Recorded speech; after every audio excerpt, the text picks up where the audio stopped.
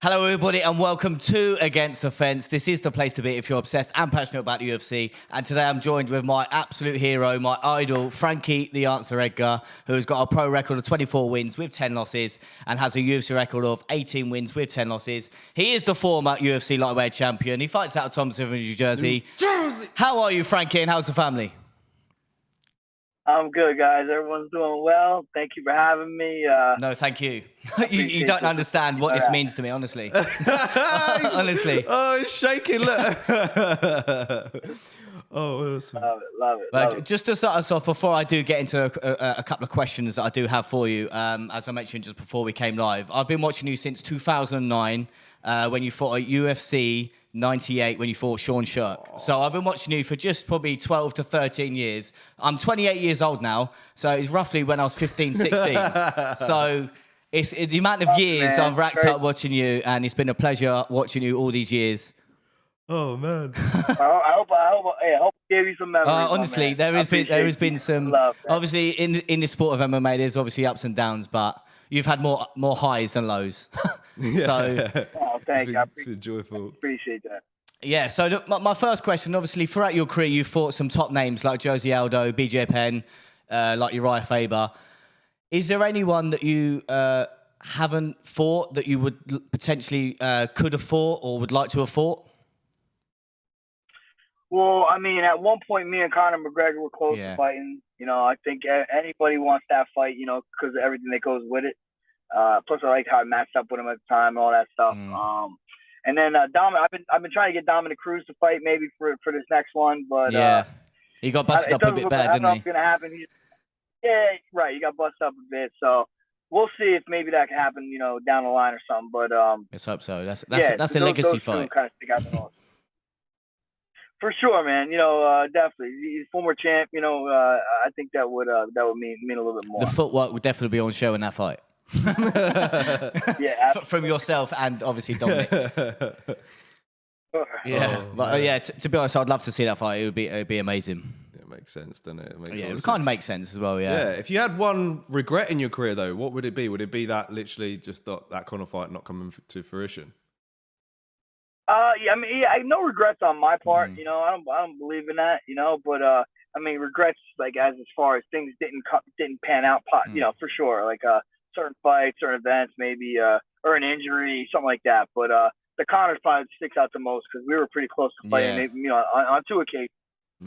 Yeah, that's true. We did. I just remember the days. Yeah, I remember the promo that you put out for that as well. Just to say, well, not you yourself, but I remember the promo that did come out for that fight as well. As a potential option. There's a few things going around. I can't remember how it went now, but yeah. I just remember just being like, yeah, Frankie was going to wipe the floor with this guy. He's gonna definitely beat Conor. But as we know, you fought at lightweight, featherweight, and now bantamweight. Do you have a preferred weight class, or is it bantamweight? Like just in your career, I mean, I guess it's just bantamweight now. You know, I mean, for my whole career, I'm glad I touched it all. You know, I'm glad I kind of fought the best from every weight class, or at least, you know, three weight classes that I competed in. And you know, 55 was fun. I used to eat all week long during the fight week, and 45 got a little tighter. Now 35, you know, it's pretty strict and not as fun as far as the diet goes. But I you know, I'm just a small dude. I'm really not a big guy, so. I mean, 30. I'm probably not even the biggest 35er anymore. Yeah, that's true. But do you want to get that for me? That's right. Yeah. That's all right. So, nutritionist George Lockhart once come out and said, if you didn't know, that he could potentially get you down to 125. I know you're 41 now. 125? No, I'm done. But fucked up. I think I probably can make that weight, man. But I'm not gonna do it. No, I was gonna say it would be a bit of a push, but could you imagine? Oh man, yeah, it's great. I mean, like if you look back at obviously the years of watching Frankie, what would you say the reason was for you? Like, why did you become a massive Frankie fan? Yeah, just purely when he was watching the first fight against Sean Shirk, just the footwork of yourself, it just mesmerized me. The footwork, the speed, just mesmerized me, and it just got me into the sport. And that's Of course, you were like a small guy. At the Yeah, I time was a as small well, guy, so it's obviously kind of... going into college and things, and everyone just said, "Yeah, you get that footwork like Frankie." Yeah. Yeah, that was a great one, man. That was like a coming out party, that Sean Shark fight. Yeah, because I remember having a conversation with one of my mates at work, college, sorry, and he was saying he was a big Sean Shark fan. I remember going backwards and forwards of him. I was like, "Nah, Frankie's got this." Cool. When you had him in that guillotine as well, whew. Yeah, definitely. That was close. That was close. As well, just obviously the R word gets mentioned quite a lot. Obviously, you went on Brett Okamoto as well, and obviously you just mentioned the likes of Dominic Cruz as well. The R word's mentioned, and the same with Josie Aldo. Is potentially, do you have one more fight left in you, and is that going to be in, like you said before, on Brett Okamoto in November, if you can potentially get a slot? Yeah, that's what we're going for. I was hoping maybe you get Cruz there, or I even mentioned I would wait for Cruz. That's the only guy I would wait for and fight somewhere else. But I don't know how quick a turnaround he's going to have, so I don't know if I'm down to wait that long. Yeah. So if MSG, if we can get an opponent, I'm letting my manager handle it. I don't. Yeah. He asked me if when he calls me for a name, I say yes. So I told him, if you don't want me to fight someone, you just pick who you want me to fight. And I'm down with that's the thing. I know. If your manager gives you a name, it doesn't matter who it is, you'll show up, and that's just been the type of guy you've been throughout your career. The amount of times you took short notice fights, like Korean Zombie for being one, and obviously Brian Ortega another, and just it's been a pleasure watching you all these years. Thank you, brother. So is it definitely one more, just one more? That's what I'm saying. That's what you're saying. At the Stop moment. it, because you get me too excited to see more than one. That's what I'm saying for now. Well, if I don't say it, I'll never leave. Yeah, so that's I it. gotta try to say it. And but you never know. I always say I'll be fighting on my deathbed. So that's the plan. With a big win, you never know. Yeah. We'll see. What's your wife's thoughts about it though? What did she say? She's ready. She's ready for it to be done. But she knows I'm gonna do what I want. And when I decide to do what I do, I always do it the right way. And I don't think she knows I wouldn't maybe kind of go too far. Yeah. Maybe she'll understand that. So, but yeah, she's down with it being in my last one too. Okay, so she's being supportive no matter what. Then that's good to hear. Yeah. For the most part, she's not. So a couple more then, yeah. Not too good of a listener. Yeah. So I'm gonna say it because I could watch you for years. So. All right. The spirit's there, man. That's the it. spirit's still there. That's it. It's always been there. It'll never go, will it? No, never. Never. All right. So I guess what we could say is that MSG card is that definitely not going to happen. No. I think it could still happen. Oh, okay. It could still happen. I think I got to find find an opponent. So I would imagine I'd find out within next week or so. I was going to say, have they been in contact? Is Dana White or anyone been in contact with you about it, or are you trying to push for it? Definitely. Yeah, I'm definitely pushing for it. My manager's pushing for it. Yeah, so it's looking like as long as everything worked out. I know they've been announcing a bunch of fights on that card. So time's running out, isn't it? Yep. All right, okay. We got any fan questions? Yeah, we get to a couple of fan questions for you. Okay, we got one popping up on the screen now. Question from Breezy. He says, how do you keep the consistency in the UFC in such a high level for such a long time? You fought some literal legends in your time too, so keep this level just seems unreal to me. So small, man. I mean, for me, the consistency comes from being just consistent in the way I prepare. I'm a gym guy. I train. I maybe only fought a couple times a year on average, but I'm in the gym all the time. In between fights, I'm always trying to improve. I'm always training with guys that I think are better than me in certain areas, so I constantly stay at the top. Always training with guys that are younger than me. Kind of. There's no one better than you. Yeah. And just by constantly, by forming habits. You constantly do stuff a certain way. I don't want to do things one way. And that's usually the hard way and the correct way. So once you do that all the time, I wake up in the morning, I look to train. That's it. It's a good question and a great answer as always. Just getting another question up for you. Here you go. Who do you enjoy watching fight the most? That's a good one. I mean, there's so many guys, throughout the years. But, I mean, as of recently, I mean, Usman's been phenomenal. He just keeps getting better and better. I feel like, obviously, that last fight, I mean, it had to be pretty special for you guys over there. But he was on his way to, looking really, really good against a very good guy in Leon Edwards. And Leon obviously, found a way to get it done. So props to him. But who else? Oh, Hazmat he's just a terror, It's been a terror. The way he's just running through people. You wonder what his ceiling is, Yeah. And I'm very interested in this Nate Diaz fight just because I'm pulling for my man Nate, I got to. But yeah, we'll see how that one goes. Could you imagine? It's going to be difficult, isn't it? Okay. I think we've got another one on the drew. Okay, yeah. Uncle C, 3-3. Oh, that's just disappeared. Show again. He says, in regards to that Conor fight back then, what were the holes you saw in his game, and what were the potential threats you thought he possessed? So, well, I mean, the threats he possesses that left hand, he times it so well, and I mean, he was hurting people late in fights too. So he's got that you kind of don't see it because it's very fast, very accurate. And punches that you get knocked out with are usually ones you don't see. So I think that's one of his best attributes. But one of my best attributes is my tank, and I think that's probably one of his worst. Yeah. So that was probably the biggest hole I saw. Say that again. Yeah, we said that. We're like, taking down, smother him from the get-go. Put him in deep water, and I mean, you watch the fight with him and Chad Mendes. Chad Mendes was all over him. Yeah, he was. Yeah. Chad just he came out of the woods, I think, like the day before the fight. So Chad wasn't in the best shape himself. Yeah, that was class. Okay, we've got another one from Canadian Bacon. Shout out T. He says, what combat sports athlete provided you the most inspiration throughout your career? You're a legend, Frankie. Wait. I mean, wrestling-wise, I guess from wrestling, I was always a big Kerry Koloff fan.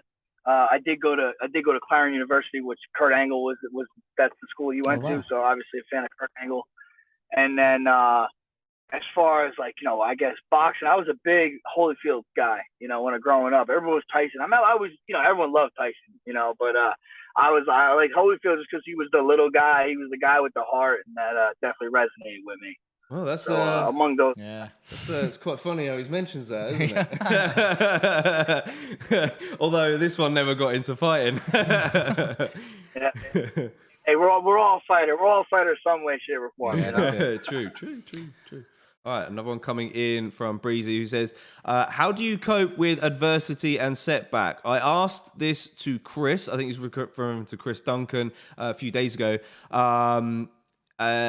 Be nice to hear this from someone with his kind of career. Okay, so yeah, it's a good question. Yeah, you gotta have like amnesia in a way, because it's tough, man. It's tough to really gauge yourself on one fight. It's different. Like in baseball and basketball and football, even they have 16 games in a season. They one bad game, they play a game in another couple of days. For us, we don't have that, so you really can't gauge everything based on one fight, and sometimes you're gonna have things that go wrong, whether you don't show, whether you have an off night or the guy has a really good night, and it's just not your day. You gotta be able to brush that off and wake up the next morning and say, all right, I still have goals I want to accomplish. If you let every defeat get to you, you're never going to get anywhere. Yeah, absolutely. Yeah, I was going to touch on what you just said there as well. Just obviously that Marlon Vera fight, you were doing so well, and obviously even Adrian Sterling come out on the Joe Rogan podcast and said you were winning that fight. Obviously, quite a lot of people were saying you're winning that fight. It's just one of them things where you just get caught because you was on your way to a decision winning in most people's eyes, and it's just one of them things. Yeah, no, it happened. It's tough. It's tough. It's the way it goes. And I don't believe I got caught. He meant to throw it. He was setting it up. Hats off to him. That's what I gotta say. But yeah, I've been on. I lost 3 title fights in a row. Two to Benson Henderson. Yeah, no. We don't talk about them fights. You won them fights, all right? Hey, that's what I think. Let's not get started. Don't get me started about them, because the many arguments had about them is crazy. I'm with you. But But imagine that feeling, like, 3 tight fights, and in my mind, I think I won, you lost. That's enough to go jump off a bridge. But no, don't. Gotta get back in. Crazy, obviously. Then Benson had to. I don't want to go back to them. Honestly, crazy. Yeah, let's stay away. Those hours at 5, 6 in the morning. Those hours, his mum and dad's. honestly, screaming at the judges. Come on. Oh, cracking. Okay, I think we got one more from Jed. He says, "What's your favourite dinner? I'm going to cook whatever you say it is." All right. Okay, Eat clean, bro, and it Frankie, innit? The Frankie Edgar meal. Yeah. Well, the Frankie Edgar meal. That's why I want to come out to Jersey and get some of that. There you go. It's all good, baby. What does that consist of then? Steak and grease. The Frankie Edgar meal from Eat Clean, Bo, is steaks, green beans, and potatoes. See, I already know that. I'm eating it in my mind. Meat and potatoes, baby. I'm a meat and potatoes guy, Class. I was expecting you to say pizza or something. Oh, no. Come on. Not good. Okay. This one's from Lemon. He says, Frankie Edgar is one of my all-time favourite fighters. He is the closest thing we ever saw to a real-life Rocky. My question is, what impact did the Gray Maynard trilogy have on your career in terms of growth? That's a good question. Yeah, that was in terms of growth. Actually, the very first fight I had with Gray Maynard, that I lost. I was kind of like in between fight camp. I wasn't training with Ricardo Almeida at the time yet. I was with Mark, and I didn't really have a full team. And in preparation for that fight, it was my first fight as a full-time fighter. I quit my day job as a plumber. And I kind of had a lot of time on my hands, and I'm calling people the night before for training. I'm like, dude, this is not how a professional athlete should be approaching this training. And I knew after that fight, no matter what the outcome of that fight, I would have to do something. But the fight, the outcome exemplified that. So having that loss, I found Ricardo, kind of became part of the whole, Renzo Gracie team. And that just gave me a lot of direction. And that gave me a lot of growth. And then, to go on and beat him, not, have a draw the second fight and then knock him out. It's, that was all little growth throughout that process. Wow. Cool. Again, to touch on that Gray Maynard, the worry you put me through in the Gray Maynard 2 fight, Christ almighty. I remember being around his, and when he rocked you, like, I was on the floor, I was crying. But obviously, just think about how my mother felt, right? Yeah, exactly. Screaming out the window, help! But obviously, just being the true warrior that you are, coming back, and obviously, the way you came back was just insane. Yeah, it's a credit to yourself. I don't remember them. Yeah. I don't remember them, but I'm watching back. It's wild to see. Yeah. Gibson, one more. Gibson Media says, how good was Benson Henderson when you fought him? That's just a different angle to a question. It's quite good. Yeah, Benson was great, man. He's good. We had, I thought I won those fights, especially the second fight. But he was very dangerous. I think he took me down. I think in the first fight once or twice, had me in a very tight guillotine the first fight, and he up kicked my face pretty hard. I think that was the turning point. I think that was maybe. Yeah. I agree, because I think I was winning that. I was winning that round pretty heavily, and then the up kick, which is kind of crazy because literally I landed on top of him. Yeah, anyway. that's what I mean. But I could see. I understand how it went down, but I was bleeding from my face for like a month after that. That was not fun either. So and then he was good, well-rounded, super athletic, great condition. Yeah, he's top-notch, Benson Henderson. Yeah, I think I remember you saying that on your podcast about you bleeding a bit and saying you had some issues, like I think it was bleeding from the nose or something. Because obviously I tune into your podcast, obviously. Yeah. Go on, quick plug, quick shout. out. Champion and Tramp, my man Roger Matthews. He's the big bozo guy, but he's fun. That's it. Obviously, I always tune in. Don't worry. Get those plays up. All right. Okay. One more from the fans. All right. Cool Miguel, someone completely different at the moment. He says, "What has been your most memorable fight in the UFC or any other organization?" Ooh, memorable. I gotta go. Winning the title against BJ in Abu Dhabi is probably my tears in my eyes. Just because it's winning the title is that's just and obviously beating BJ the way obviously everyone was calling him the best lightweight in the world at that time as well. Absolutely. He he had an aura about him. He was Yes. running through everybody. Stevenson, Diego, I mean, friggin' everybody, licking the blood off his, you know. I mean, shit. It took me some self-convincing during that camp, you know. Obviously, that's my favourite memory. Of course, obviously, when you won the title, I was in tears. Obviously, I'm allowed to come out and say that, but yeah, obviously, crazy. Hey, you're only 16 at the time. Yeah, I can say no. Yeah, obviously, I still cry even if you were to go on and win a couple more fights. I don't. Daryl says, anyone ask Frankie for his Mount Rushmore? Go on real quick. Mount Rushmore. I mean, how many's on Mount Rushmore? 4? Is it 3 or 4? Oh, mate, you're asking the Brits. I know. It's 4. It's 4. Well, I'm gonna say GSP, Anderson. I'll go. I mean, you got to go John Jones, man. Yeah. He's just so dominant. And I'll go Habib right now. Habib, okay. Yeah. Because we did a video I say not long ago. I think it was towards the back end of last year, or was it the start of last year? Top 5 lightweights. We did top 5 lightweights. Obviously, you were number 1. No question. There was any other contestant? No questions. Like... These boys went Khabib. I was still Frankie. Don't you make me red now. All right, okay. Are we ready for a quick fire round? Yeah, you can answer questions. All right, I'll do the quick fire round. Okay. All right. Stand by. I'm just going to ask you a quick couple of questions. Just name what comes into your head. It's just obviously what we do whenever we get fighters on. Yeah. All right. Okay. So here we go. Who trains harder than you in the gym? No one. Oh, we don't need time. No, don't worry about Tom. Yeah. Corey Anderson. Corey Anderson. Oh yeah. What was your first job? I was a go-kart attendant. Nice. Captain America or Iron Man? Oh, Iron Man. Harry Potter or Lord of the Rings? I gotta go Lord of the Rings. Yes. Describe your fighting style in one word. Tenacious. Act out your favorite dance move. Oh, you can't really do that. You're in the car. You're all right. There we go. We love that. Coke or Pepsi? Coke. Drake or Biggie? In a glass bottle. In a glass bottle. Oh. Yeah. You said who? Drake or Biggie? Oh, that's Biggie. Yeah. Oh, come on. Kicking the door is in the 4-4. The amount of times I come running down the stairs to that when I'm ready to watch you. Yeah. Football or basketball? What, your football or our football? Oh, we got your football.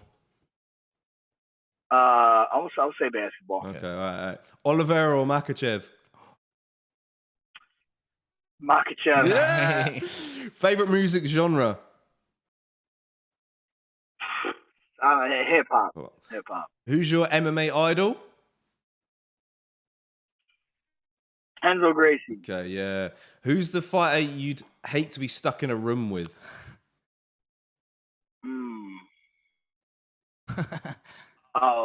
Who's that? Sean Strickland, right? Yeah.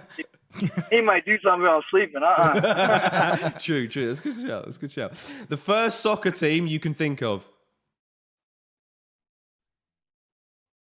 The first soccer team? Manchester United. Yeah! 10 out of 10. Last one. Old UFC belt design or the current belt design? I'm going to say the old belt. Yes, that's when I got that's it. That's it. This is the thing. When they changed it as well, it's like, what is going on here? Like, I still prefer the old belt. Oh, someone goes Bisping or Leon? Ooh.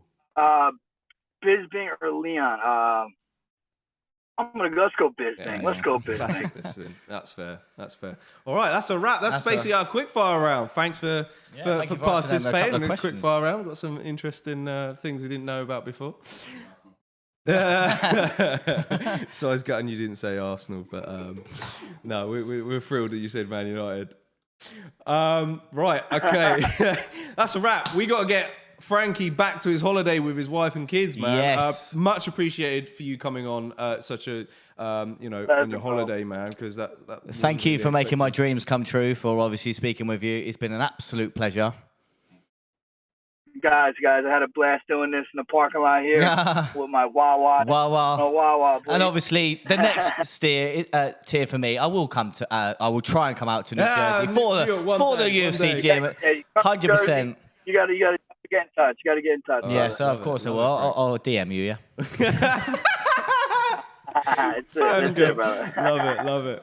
All right, okay. Thanks for you guys who have tuned into this Q&A. Pop a like on the video if you haven't done so already. Don't forget to check out Champ and the Tramp. I nearly got it the wrong way around. Podcast. Yeah. That's it. And then any other final thoughts, Frankie? Any other shout-outs, promotions, things like that?